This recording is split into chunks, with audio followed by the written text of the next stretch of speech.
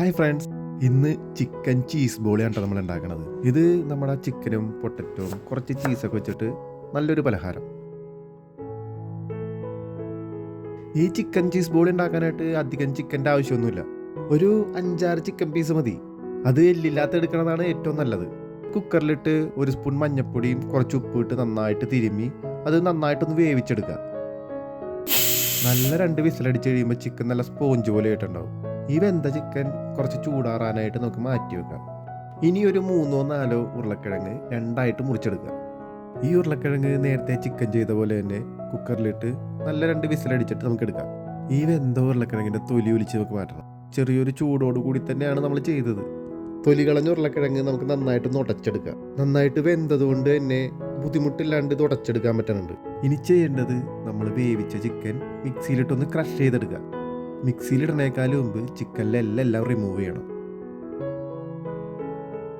ഇനി chicken cheese ബോളിക്ക് വേണ്ട സവാള അരിഞ്ഞെടുക്കാം.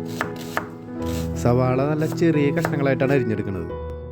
ഈ ചിക്കൻ ചീസ് ബോളി ഉണ്ടാക്കാനായിട്ട് എല്ലാം ചെറിയ കഷ്ണങ്ങളായിട്ട് വേണം അരിഞ്ഞെടുക്കാനായിട്ട്. സവാള അരിഞ്ഞെടുത്തതിന് ശേഷം ഒരു ചെറിയ കഷ്ണം ഇഞ്ചി, ഒരു പച്ചമുളക്, ഒരു 4 വെളുത്തുള്ളി, കുറച്ച് കറിവേപ്പില, ഇതെല്ലാവരും ചെറുതായിട്ട് തന്നെ അരിഞ്ഞെടുത്തിട്ടുണ്ട്. ഇതിന് ശേഷം സവാളയൊക്കെ വാട്ടിയെടുക്കണം. അതിനായിട്ട് ഒരു ഫ്രൈ പാനിൽ കുറച്ച് ബട്ടർ ഇട്ട് ചൂടാക്കിയിട്ട് നമുക്ക് സവാള വാട്ടിയെടുക്കാം. ഈ സവാള വാട്ടിയെടുക്കുമ്പോൾ ആവശ്യത്തിന് ഉപ്പ് ആഡ് ചെയ്യണം. സവാള ഒന്ന് വാടി വരുമ്പോൾ നമുക്കതിലേക്ക് മുളക് പൊടിയും മഞ്ഞൾപ്പൊടിയും കുറച്ച് ഗരം മസാല ഇട്ട് ഒന്നുകൂടി ഒന്ന് വാട്ടിയെടുക്കാം. ഈ മുളക് പൊടിയും മഞ്ഞൾപ്പൊടിയും ഒന്ന് മുരിഞ്ഞ് വരുമ്പോഴേക്കും നമുക്കതിലേക്ക് നമ്മൾ ക്രഷ് ചെയ്ത് വെച്ചേക്കണ ചിക്കൻ ആഡ് ചെയ്ത് കൊടുക്കാം. ചിക്കനും നമ്മൾ വാട്ടി വെച്ച സവാളയും കൂടി നന്നായിട്ട് മിക്സ് ചെയ്തതിന് ശേഷം നേരത്തെ ഉടച്ച് വെച്ചേക്കണ ഉരുളക്കിഴങ്ങുമായിട്ട് നന്നായിട്ട് മിക്സ് ചെയ്തെടുക്കുക. ഇതിന് ശേഷം ഒരു 3-4 ബ്രെഡ് എടുത്തിട്ട് നമ്മുടെ മിക്സിയിലിട്ട് ഒന്ന് പൊടിച്ചെടുക്കുക. പിന്നെ നമുക്ക് ആവശ്യം 2 എഗ്ഗാണ്.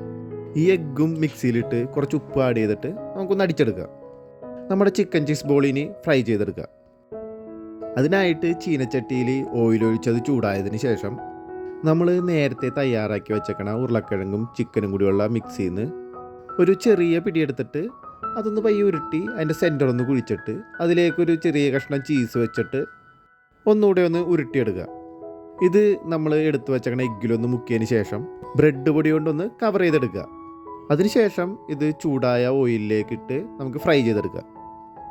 ഇതിലുള്ള മിക്സുകളെല്ലാം നമ്മൾ ഓൾറെഡി കുക്ക് ചെയ്തതുകൊണ്ട് അധിക സമയം ഇത് ഓയിലിലിട്ട് ഫ്രൈ ചെയ്തെടുക്കണ്ട.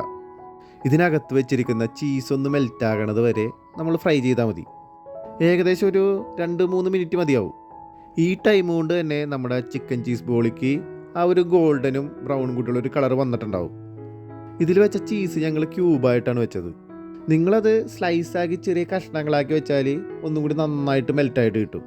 അപ്പോൾ നമ്മുടെ ചിക്കൻ ചീസ് ബോളി റെഡി ആയിട്ടുണ്ട്. ഇതിനകത്തുള്ള ചീസ് നന്നായിട്ട് മെൽറ്റായിട്ട് കിട്ടിയിട്ടുണ്ട്. ഞങ്ങൾ എല്ലാ വീഡിയോയിലും പറയണ പോലെ തന്നെ നിങ്ങളൊന്ന് ട്രൈ ചെയ്ത് നോക്കണം ഈ ഫുഡ്. വീഡിയോ ഇഷ്ടപ്പെട്ട എല്ലാവരും ലൈക്കും സബ്സ്ക്രൈബും ചെയ്യാൻ മറക്കല്ലേ.